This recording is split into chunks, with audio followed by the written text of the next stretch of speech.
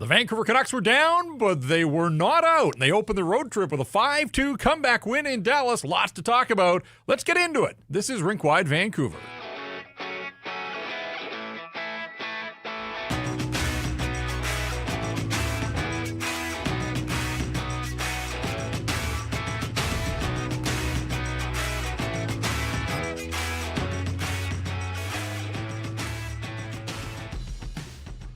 We welcome you inside the Pacific Toyota Dealer Studio in downtown Vancouver. Visit shoptoyota.ca or your local Pacific Toyota dealers today. I'm Jeff.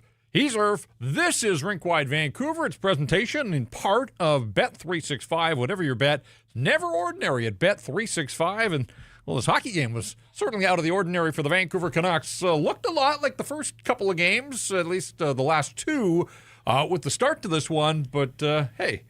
everybody, just take a step back and a deep breath. The Vancouver Canucks are 2-2 through 4 hockey games after rallying to defeat the Dallas Stars by a score of 5-2. Yeah, rallying to defeat the Dallas Stars, I think, was your biggest point of emphasis there, Jeff. The team in early stages down, like you mentioned in the open there, but not out, and plenty to get into. Lots of really, really, really good performances from the Vancouver Canucks side.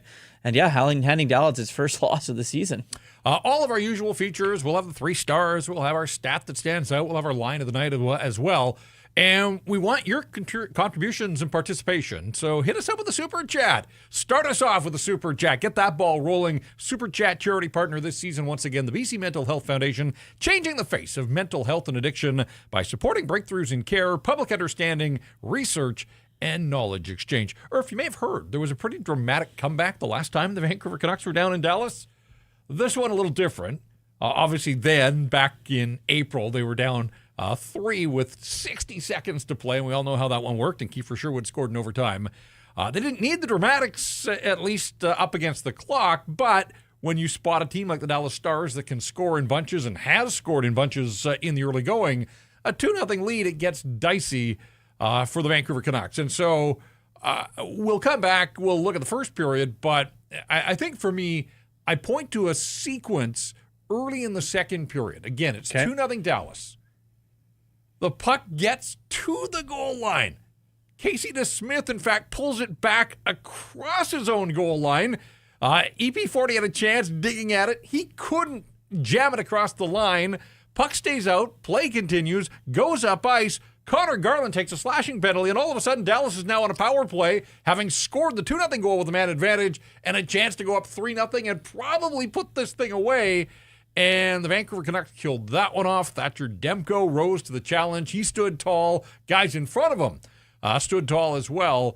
And it was right after the Dallas power play that Philip Hedl showing the handles all of a sudden here. And 2 of his 3 goals have looked awfully similar, getting in behind the defense. To the forehand, and makes no mistake as he snapped it past Casey DeSmith, got the Canucks on the board, gave them some life, and little did we know at the time, but that was going to start this furious comeback for the hockey club. So what might have been wasn't, and then the Canucks able to turn the tide and roll away with a 5-2 victory. I mean, that sequence was ridiculous. Connor Garland was in and around the area of the net and the crease all night in this hockey game. I mean, it was only going to be a second before he scored at some point. It felt as if watching this hockey game.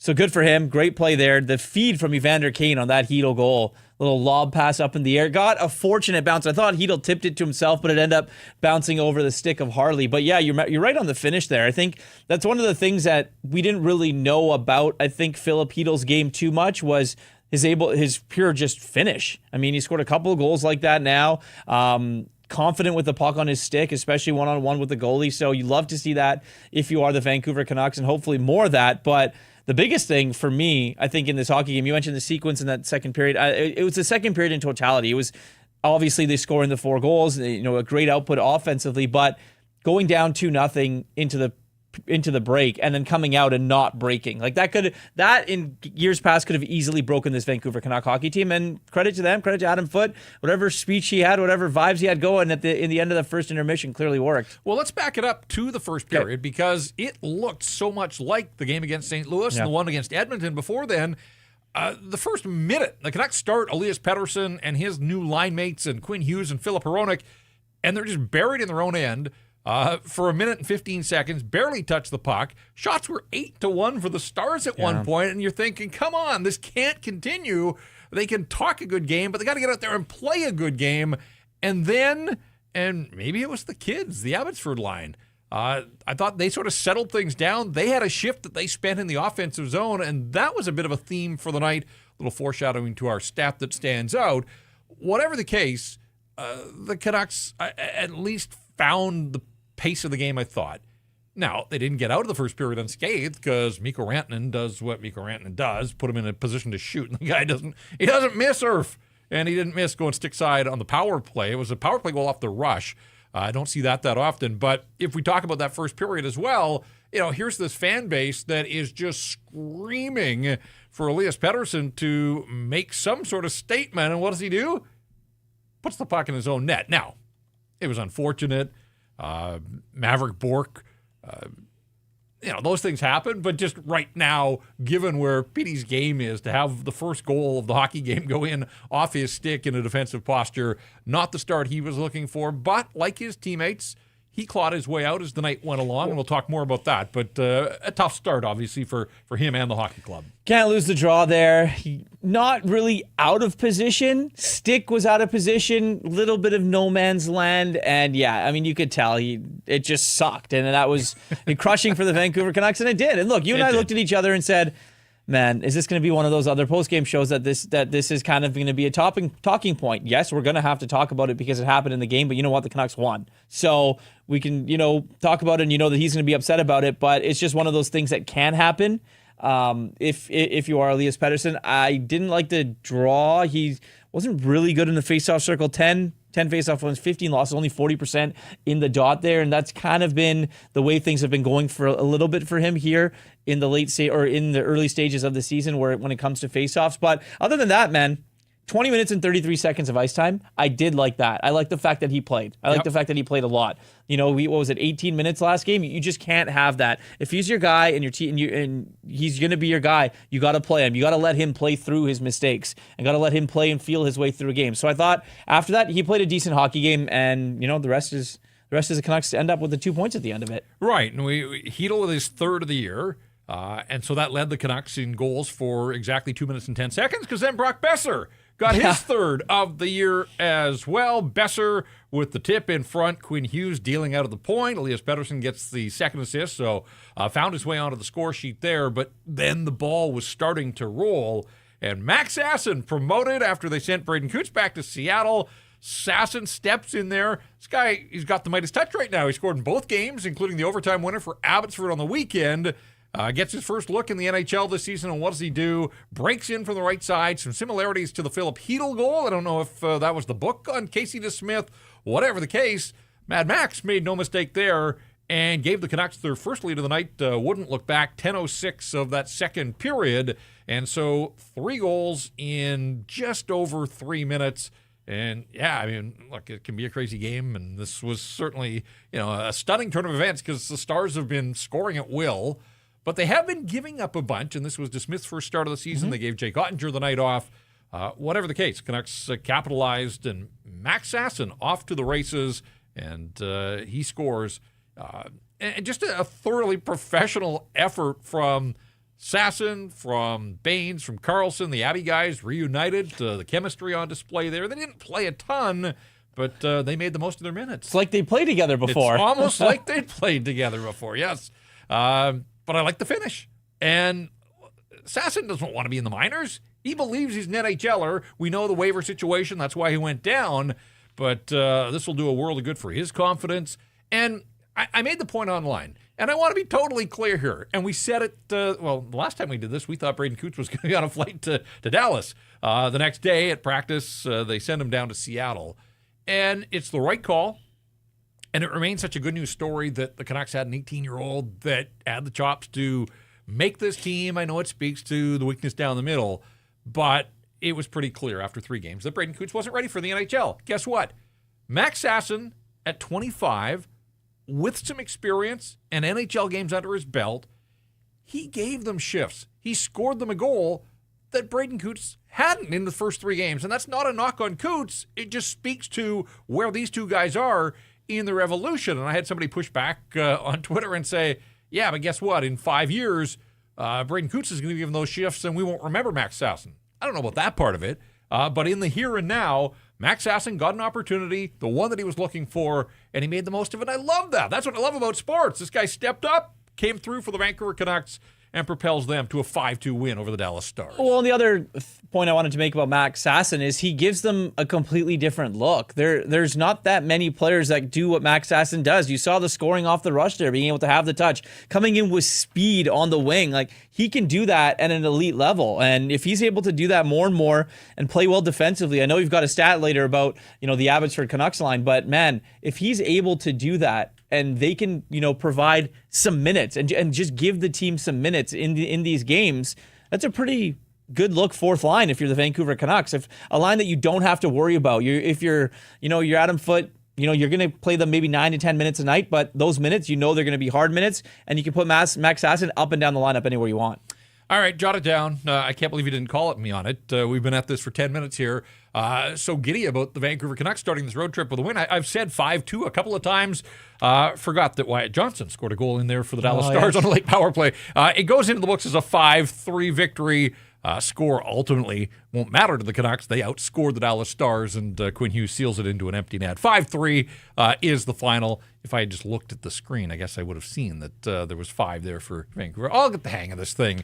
Bear with us. It's still early in this season, but a big win early in the season to level the record at 2-2.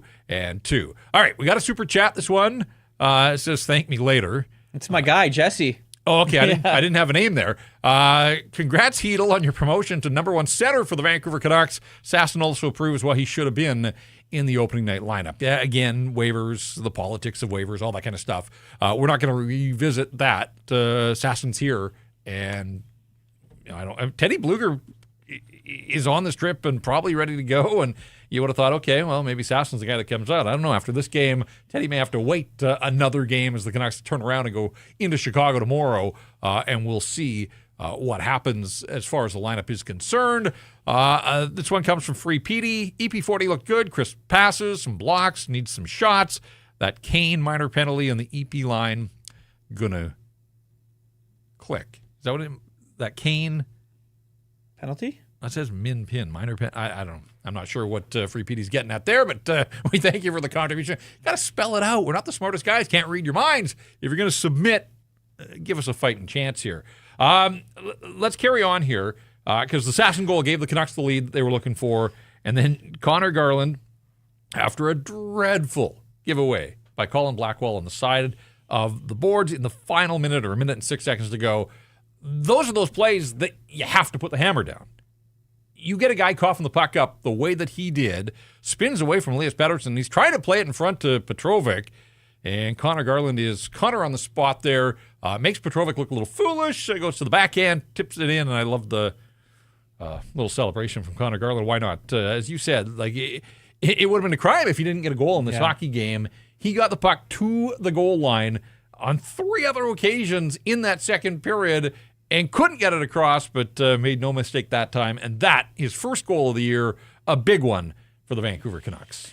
Just going to the areas that only Connor Garland at his, little frame likes to go to. And it's where he does his dirty work. And it's where good things tend to happen for Connor Garland. And, the move and the patience to outweight Petrovic there and just slide it past Casey DeSmith obviously, speaks to his maturity and his game. I'm not calling him a young guy. Definitely not calling him an old guy, but he's someone that's obviously evolving with time as well. So good for him to be able to get on that score sheet. As we, like you just mentioned, thought it'd be a crime if he didn't score. But if he gets going, I think, it gives more confidence to the rest of his line. Like Elias Pettersson can kind of feel good a little bit where someone is scoring on that line and someone is doing good things where it doesn't necessarily always all need to be on him. So Connor Garland scoring hopefully can affect him as well.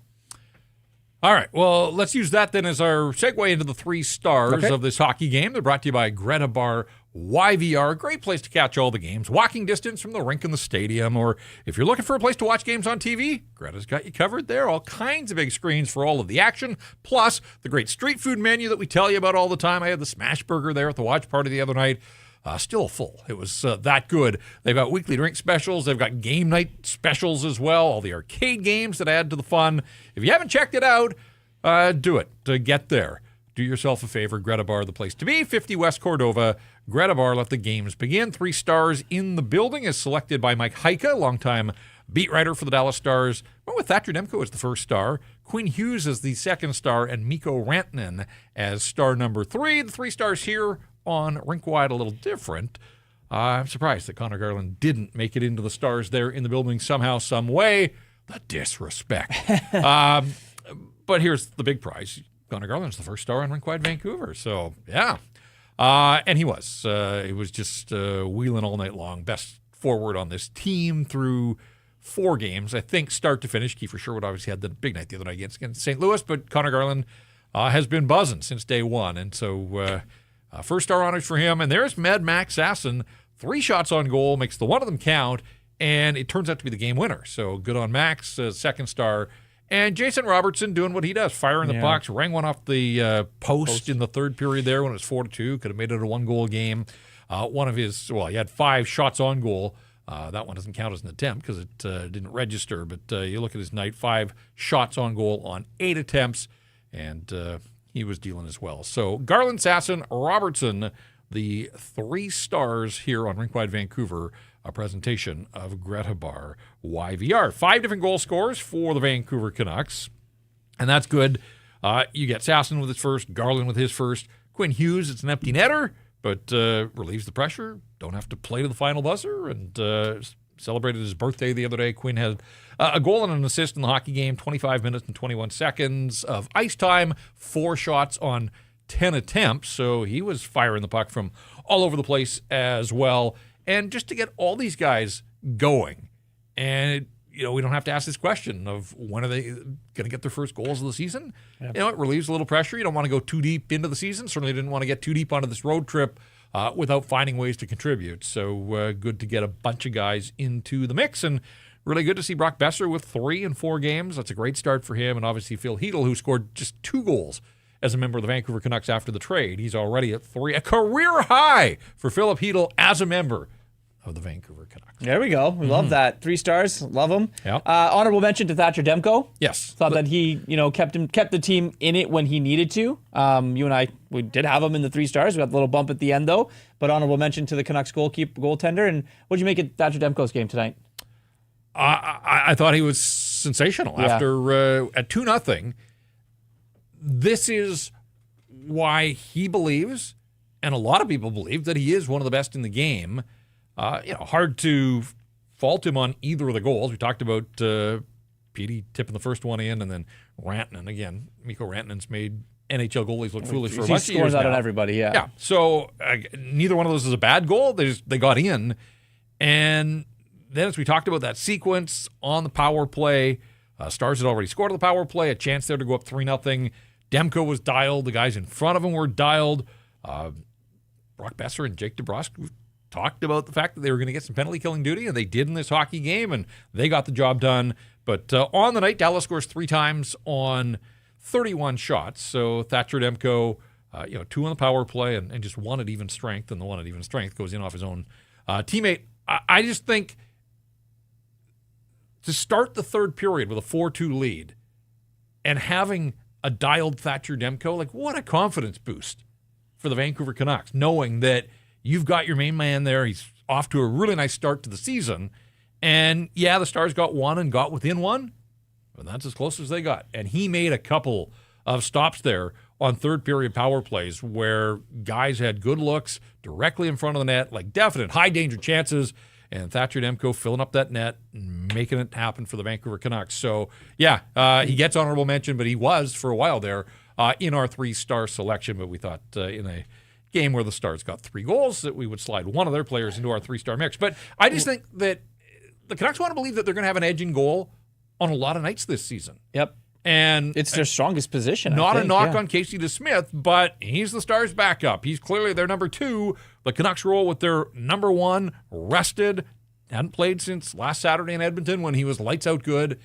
And he turns out to be a difference maker for the Vancouver Canucks. And that's what they want to count on when Thatcher Demco's between the pipes. This team is 500 at 2-2, but their number one goaltender's 2-1. He's delivered victories in 2 of his 3 starts. Like, that's what they want to believe he's going to do on the regular. He'll get the night off. They'll come back with Lankin, obviously, in the back-to-backs and the travel, but then you keep Demco ready to go again on Sunday morning our time when they're in Washington to take on the Capitals. 9-1-1 against the Stars in his career. That's another thing. Like, for whatever, and think about the last 5 years, like the Dallas Stars have been knocking on the door as a Stanley Cup contender.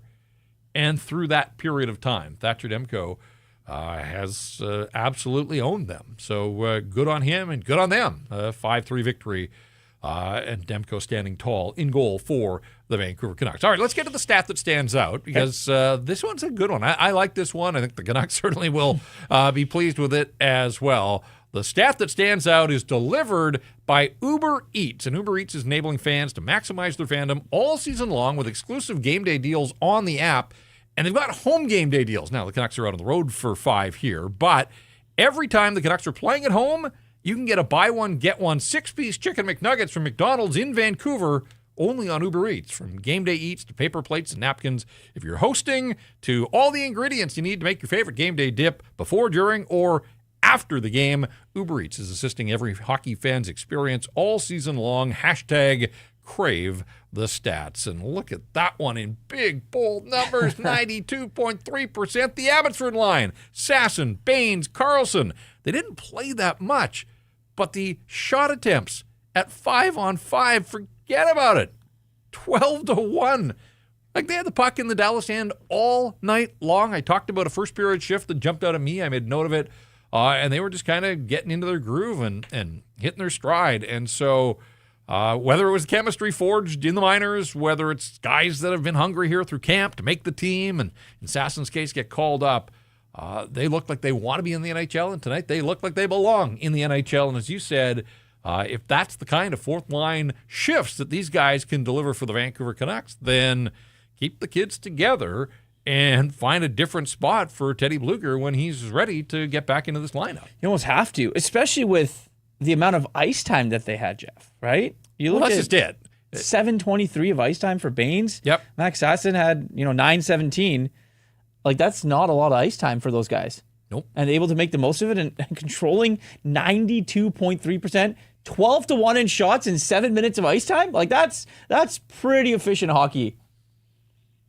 Yeah, and that's what I say. Like, I think these guys all believe they belong in the National Hockey League, where in the past, the call-ups, they're happy to be in the NHL. They want to prove that they deserve to be here, but they didn't look as confident as they have really through training camp. And you have to think that Abbotsford run of 24 additional high-leverage games, culminating with getting their hands on the trophy, the Calder Cup, like, they've been able to carry the confidence and the chemistry that they built there over that run in the American Hockey League playoffs. And, boy, they all looked really good tonight. So, there's not a lot of nights over the course of the season where you want to shut out the fourth line for getting it done, but they did just that for the Vancouver Canucks in this 5-3 win over the Dallas Stars. We talked about the fact that Besser scored on the power play, first power play goal, and it was a matter of time, right? Like, they weren't going to go deep into the schedule without scoring with the man advantage. Now, there was some good work done there. I thought the second power play of the night, Evander Kane drew the penalty on Harley midway through the third. Irf, that's as good as I've seen the Canucks power play maybe in a couple of seasons without scoring. Like, the power play won for 1 minute and 40 seconds, absolutely pinned the Dallas Stars. And I know they didn't score, but like, that to me is encouraging that it's there. Like, people have been wondering, like, where is this sort of, puck movement, but player movement? They were assertive. Retrievals were good. We've had the discussion about, hey, Jonathan Lecker-Mackey deserves to be on PP1. He wasn't even in the lineup tonight. We can talk about that. But Connor Garland, they've cycled through Kane, and Heedle's had a couple of chances on PP1. And they went back to their old favorite. But why not? The way that Garland was playing tonight, like that, I have no issues with. I don't know if he's the long-term answer there, but I think it was a bit of a reward for the way that he was going. And his role is to retrieve pucks, keep plays alive. He had that one-timer from the side that Heiskanen basically pitchforked the puck. It was a wide open net. Now, maybe Lekkerimäki just blows it right through Heiskanen's stick there, and quite possibly. But I'm not going to hold that against Connor Garland. But that does strengthen the argument for a guy who can shoot the puck like Lekkerimäki. But on this night, they didn't need Jonathan Lekkerimäki. The guys in uniform got the job done. But I really liked what I saw from the power play. They do that with the man advantage. They're going to convert. Hear me out when I say this. PP, 4 guys plus 1. And the +1 on the Canucks is a rotation because depending on who your opponent is and how a guy is going, like Connor Garland was going this game, earned that spot on PP1. Jonathan Lekkerimäki, if he's going in a game, earned the spot there on PP1. Evander Kane, if he's going that game, he was going pretty good here in this game as well. +3, finished +3 on the night, was going. Like, there's that opportunity because they don't have anyone that's really cemented themselves in that spot. And maybe credit to the video coaches a little bit, knowing what the other team's power play or penalty kill is doing. So you have a guy that gives you a different element and a different look. Now, I know that we always watch games and teams are so aware of this and they want to stick with their guys. You know, a lot of power plays in the league have their 5 guys and it's set. I'm okay with 4 and switching the one spot out, whether it's a bumper spot or someone on that half wall. I'm okay with that. I like it. Irf's getting creative here on Rink Wide Vancouver. We got all the answers 4 games into the season. Gordon McDowell says Team USA probably sending Demco an apology and a fruit basket after being added to the long list after being omitted from that summer orientation camp. Brock Besser also in that mix and Lane Hudson as well. Who knows if any of them will make the Olympic team, but it's an indication that Team USA is looking, and Besser off to the start that he is with 3 goals in 4 games. He's been tough. I don't think many people would have Brock Besser penciled in on their Olympic team, but Thatcher Demko absolutely can play his way in. Now, it would have been fun had it been a duel between Ottinger and Demko. It wasn't. They went with Casey DeSmith. Ottinger's not going to play every game for the Dallas Stars, but it doesn't matter to Demko. As he's said many times, like he's not playing the guy at the other end. He just has to outplay the guy at the other end, and he certainly did tonight. By the way, that's it for the Canucks into Dallas this year. They got that trip out of the way. The Stars will be in Vancouver on 2 other occasions. We talked about the market and the expectations and just sort of the angst that had built after back-to-back losses to Edmonton and to St. Louis, and rightly so. The Canucks weren't very good in those games, and they didn't have the puck and didn't do a lot to go get it. And I think that's what I liked about the second period was whatever was said in the intermission, they looked like a different team. They looked like they upped the pace of the game here. They started to skate. They got pucks back, ended up out shooting Dallas by a 2-1 margin in that second period, 12-6, and scored those 4 goals. So really liked the second period. Hopefully they can bottle that and take it with them, because this isn't just the start of a 5-game road trip, 5 games in 8 nights. When they come back off the road, they get Montreal and Edmonton back-to-back. It is 7 games in 11 nights, and we've heard Adam Foote talk about condensed schedule a lot. Well, bingo, there's Exhibit A, 7 games in 11. Like, I get tired just talking about it.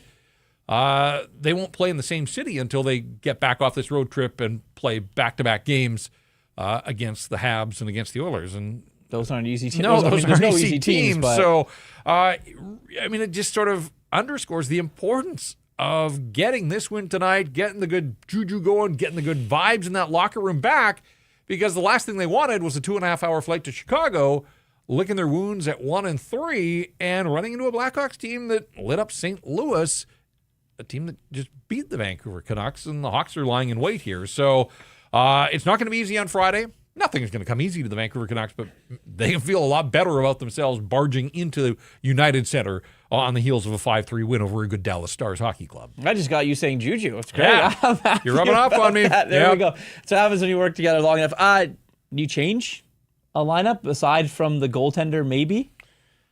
Pierre-Olivier Joseph was activated off IR, so he took the pregame warm-up. That tells me that they won't have a morning skate. I do wonder. And when you've got these young guys, DPD and Mancini, I think you could take Mancini out and give Joseph his season debut. And that's not a knock on Mancini. I think these guys all have to understand that there is a glut of defensemen now that all want to play, and I'm sure the Canucks want to see what P.O. Joseph could do and some fresh legs, so it wouldn't surprise me there. Teddy Blueger's the interesting one to me. And maybe it's as simple as bringing Atu Ratu out, Yeah. who had a rough night and took a penalty in the third period that, again, put the Canucks in a bit of a predicament.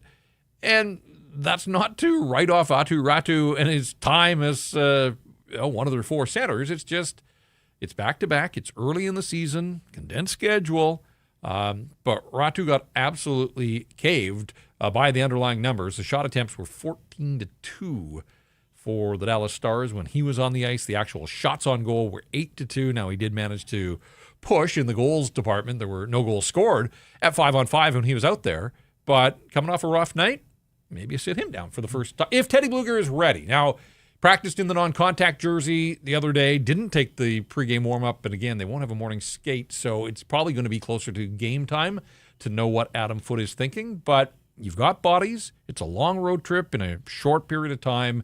If you have healthy options, I just don't, even though it was a good team victory, I still think you're probably looking at a couple of changes for Friday night in Chicago. Yeah, I think so too. I'm not entirely sure if Jonathan Lecker-Mackey gets back in. Right. Yeah, I think that. Option there. Yeah, and then if some people in the chat asking about when Höglander comes back, it's a lot. We can have that discussion in a long time from now. Kind of what happens, and you can start asking on December 1st. Yeah. I think. I think he's out until December 1st. He's out for a while, so. But yeah, no, I understand you. I feel you there, but I think that the forward group probably remains the same. Maybe Ratu is the only one if Blueger's ready, but I don't know. NHL coaches don't seem to like to change things when teams win. Other than, the goalie. If things are going, and I mentioned the word again, juju's good, vibes are good, the team just came off a big win, just try and roll that in. You don't have too much time to think about it. You're playing, basically, you land, you go to sleep, you wake up, you play. Like, that's kind of the day tomorrow. Yep. So I think that if you see a similar lineup minus the goaltender, don't be too shocked. Yeah, it was a tough night by the numbers for Victor Mancini, and he didn't even get to 10 minutes of ice time, so I could see them taking him out and putting P.O. Joseph. But we'll all wait, and we'll find out on Friday, again, probably in the hours leading up to game time.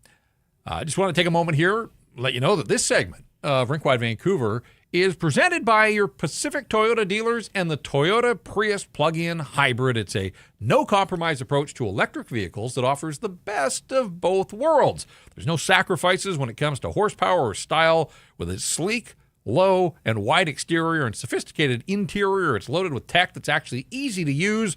You can plug in to recharge at home or at one of over 2,000 public charging stations in British Columbia alone. And right now, you can lease a 2025 Prius plug-in hybrid SE from $99 weekly at 3.49% APR. That's for 64 months with $3,600 down, and it includes a $3,000 discount. For more details, visit shoptoyota.ca or your local Pacific Toyota dealer today.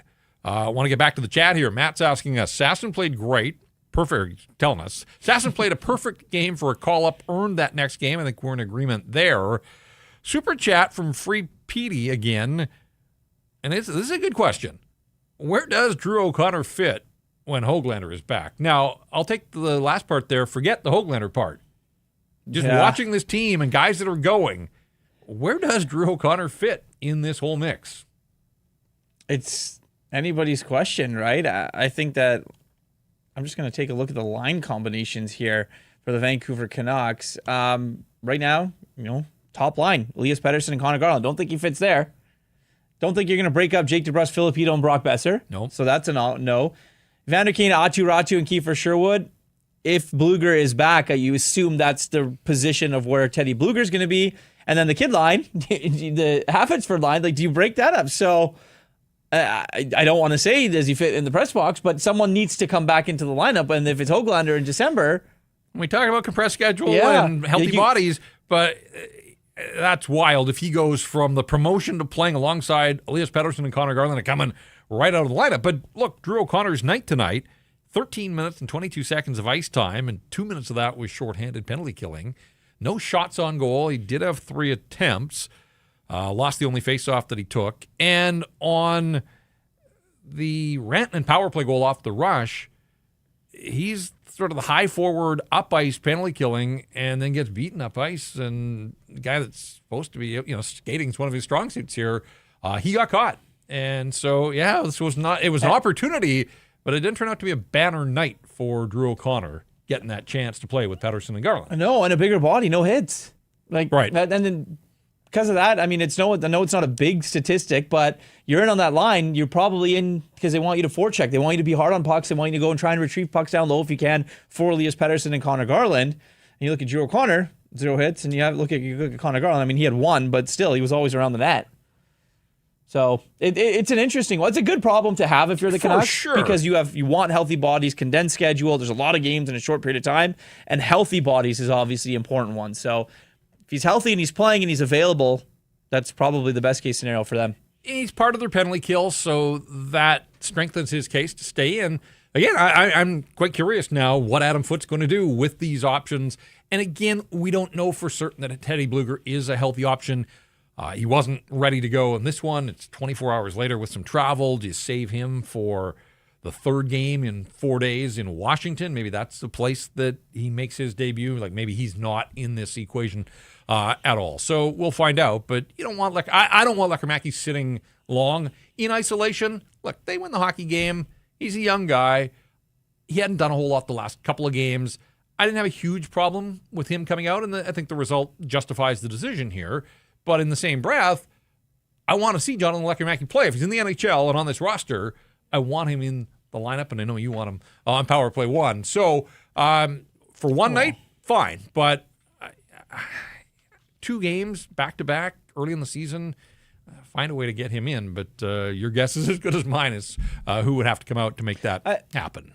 I think that young players aren't served best sitting for a long period of time. No. Like, you don't want him sitting for 3 games. You don't want him sitting for probably 3 or 4 games. So I think that you got a guy that's been around for a while. If it is Drew O'Connor or if it's someone else, you can kind of rotate in and out and in and out. I know you don't want to mess with your lineup too much, especially if you're winning. But I think for younger players, if you're not going to play them at the NHL level in 3 or 4 games, they're way better fitted for going to play down in Abbotsford, at least getting minutes there.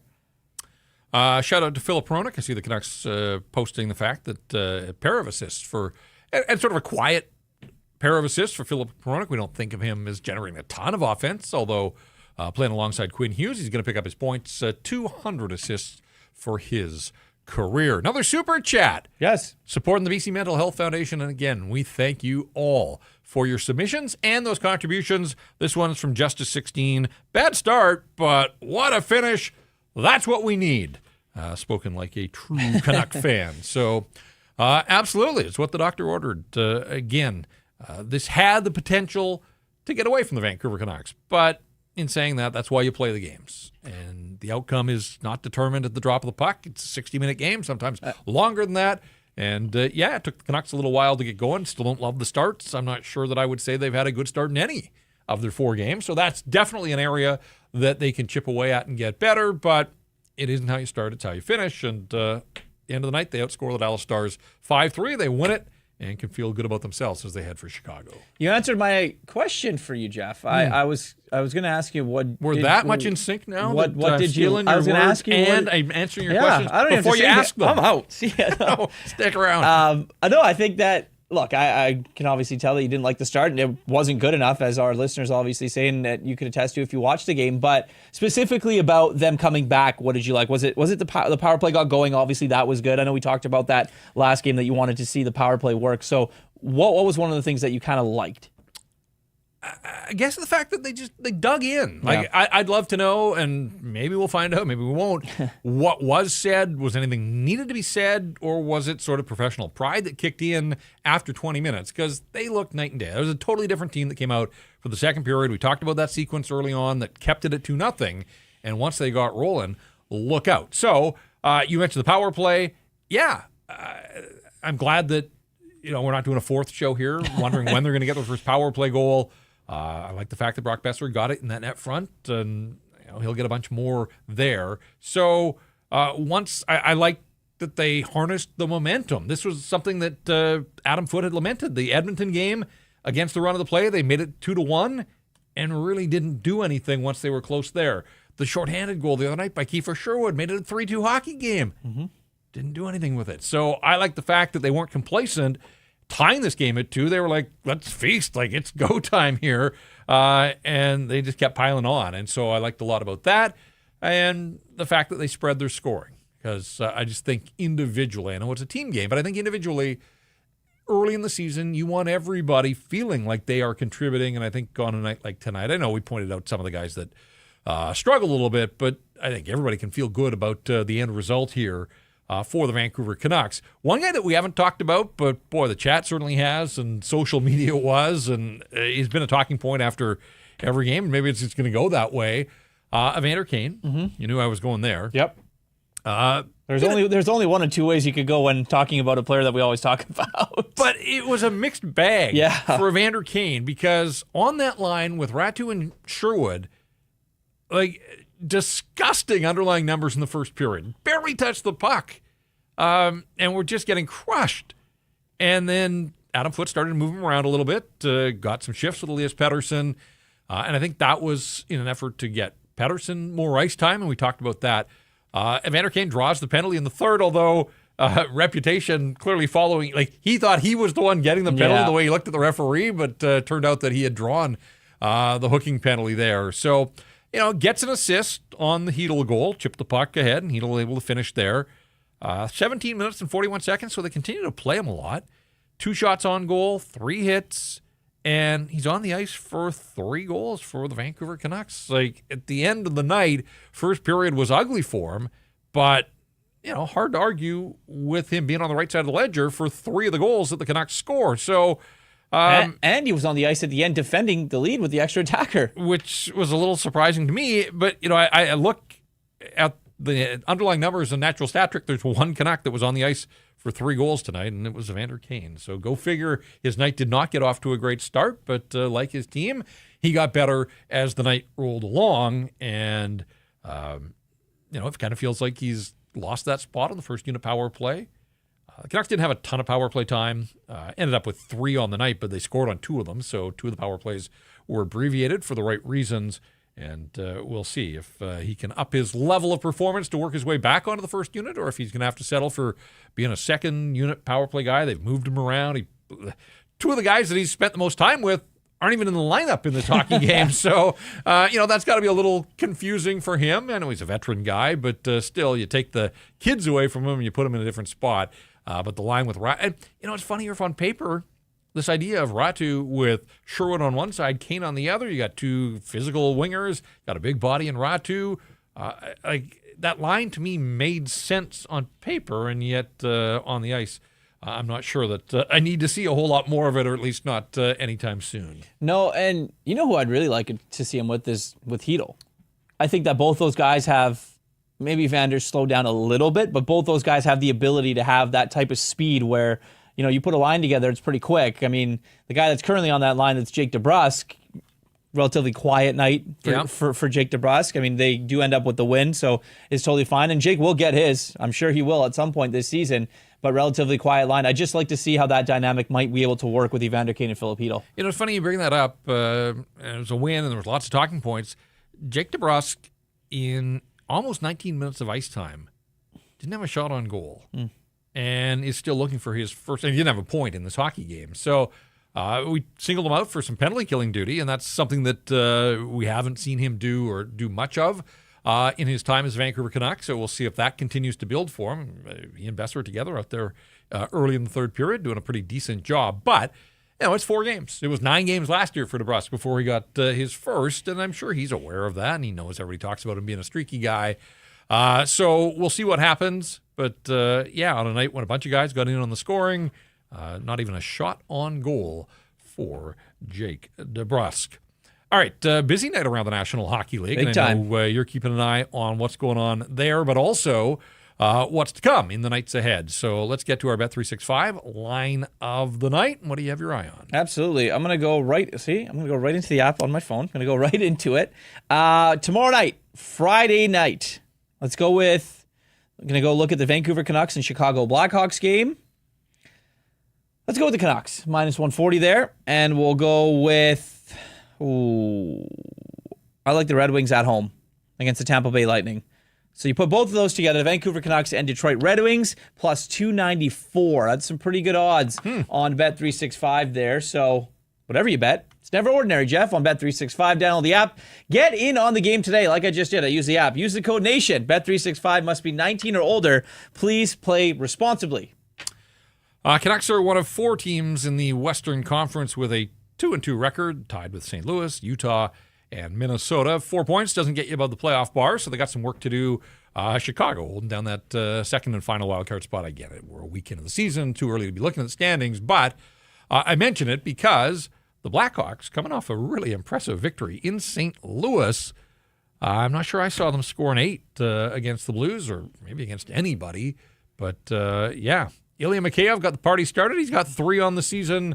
Lucas Reichel, who not that long ago wanted out, maybe he still does, and trying to show the rest of the National Hockey League that he can get it done at this level. He had 2 goals and an assist. Connor Bedard had 3 helpers, so he's got to share the team lead with 6 points. And Frank Nazar is good at hockey. Frank Nazar, he and Bedard kind of finding that bond. Yeah, I mean, on paper you'd say, hey, if you have to have a back-to-back, Chicago, well, 2.5-hour flight. So that in itself is going to present challenges. And then you got the Blackhawks, who are going to be feeling good about themselves. They're sitting at 2-1, but they've won back-to-back now. So they started the season with 3 one-goal losses. They were in all of those games. Couldn't get it done now. They found a way to win the last couple. And so I don't know that this is going to be as easy as maybe Canuck fans had been hoping. Didn't they spot 6 on the Blackhawks last year there? They did early. I think it was one of the teams that they did get 6 on. Yeah, in fact, they may have done it twice. Jason Dickinson, by the way, is playing. He had been injured a little bit, but and I mentioned that not that this team is out for blood, but of course it was his high, hard hit from behind that finished Philip Hedl last year on March the 15th. And I don't know if there will be any sort of payback. Again, Evander Kane wasn't part of the mix then, so I don't think you can look to a guy to settle scores when he wasn't even part of the organization. But we'll see. We'll see how that plays out. That's a much lower level subplot to what might come on Friday night. Kevin Lankinen will go back in goal. Again, we said after the game against St. Louis, couldn't really fault him on the goals, but he wants to fight and battle for net time and that crease, and he sees what Thatcher Demco is doing. So some internal competition here, and he doesn't want to go too long. Last year, one of the stories, he won his first 10 road games of the season. We'll see what happens here in his first road start of the 2025-26 campaign. And again, tired team perhaps in front of him. So does that factor into it? Whatever the case, curious to see what Kevin Lankinen does between the pipes for the Vancouver Canucks. Yeah, and I think one of the best things you said here on this show, you said a lot of great things, but this team doesn't have to worry about its goaltending. It's like one of the things that no matter who you put in the net, like you're breathing a sigh of relief. You're not scratching your head or clenching your fist, worried about your backup goaltender have to play a little bit better. Like the team in front of them can play freely as they want because they don't have to worry about who's back there. They always say the team plays a little bit better if it's your backup, if it's a guy that's hasn't really played too much. But Lankinen played a lot last year. He could be a starter on some teams in the National Hockey League. Unfortunately, he's not here, but they have 2 good goalies. So for him, just go in and business as usual, and you hope the team in front of you can pot a couple of goals early and kind of get through that game. And further to that point, it was just last year that the head coach had 0 confidence in the backup goaltender, and his only wins in the NHL last year came against the Chicago Blackhawks. So really night and day, and this is where I go back to that point that I think the Canucks want to believe that almost every night out, if it's one of their 2 guys, that they're going to have an edge, or at least their goaltending is going to match up against the guy at the other end of the ice. I would imagine Spencer Knight gets the starting goal for the Blackhawks. He got their first win of the season the other night against Utah. Had the night off. It was Arvid Soderblom in goal in St. Louis, but arrested Spencer Knight. We'll see what happens. But I think we're pretty certain that it's going to be Kevin Lankinen, and it has to be Lankinen. This is where the Canucks, they can't do anything silly with Thatcher Demco. This is absolutely 100 times out of 100 a Kevin Lankinen start, even if they're coming off a good win with Demco in goal in Dallas. If we find out at some point it's going to be Demco, the first thing I ask you tomorrow, as soon as we start, as soon as we get these lights going, or so, what'd you make of the goaltending decision? No, this one's Lankinen. I'm putting it in indelible ink, writing it in, forget penciling it, and I'm writing that one in with Sharpie. All right, the Vancouver Canucks rally from a 2-0 deficit. They defeat the Dallas Stars by a score of 5-3. I got it right finally at the end of the show. Philip Hedl and Brock Besser, each of them have 3 on the season. Sasson, Garland, and Hughes with their firsts of the year. And we talked about the night getting off to a tough start for Elias Pettersson, but shout out for the shot block with about 4.5 minutes to go. Took it in the back of the legs. You could tell that it hurt, but people want him digging in and pulling on the rope and doing some of those things. Impossible to say that he didn't contribute along with his teammates to the victory down in Dallas. Still looking for his first goal of the season, but does get another point here. So that's 2. Long way to go offensively, but a step in the right direction certainly for the Vancouver Canucks on this night. So that's going to do it for us here at Rink Wide. Before we go, though, a reminder to make sure that you are following us on all the social channels. So we've been reminding you as well. Subscribe to the Rink Wide YouTube channel.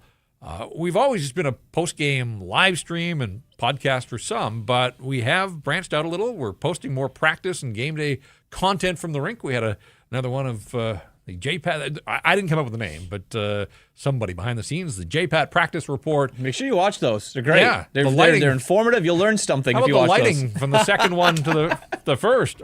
It got way better. Irf spotted me a little portable light. I don't know if everybody wants to see my face, but you could at least. You had the option in the second one. So, yeah, look, content is king, and we're trying to produce as much as we can here at Rink Wide and Canucks Army as well. And shout out to the guys at Canucks Army. If you're not following there and checking out Instant Reaction and Stanchies and the Statsies after every game, you're missing out. So add that to your daily routine. And if you're looking for the latest in the Canucks, any news, editorials as well, you're going to find it at Canucks Army One-Stop Shop for all things Vancouver Canucks. Vancouver Canucks defeat the Dallas Stars by a score of 5-3. I had Jacob Fraser working behind the scenes here tonight. We appreciate his help. For Irf, I'm Jeff. So much fun. We're going to do it again Friday night fun. Friday night as the Canucks take on the Chicago Blackhawks. Thanks so much for checking out this episode of Rink Wide Vancouver.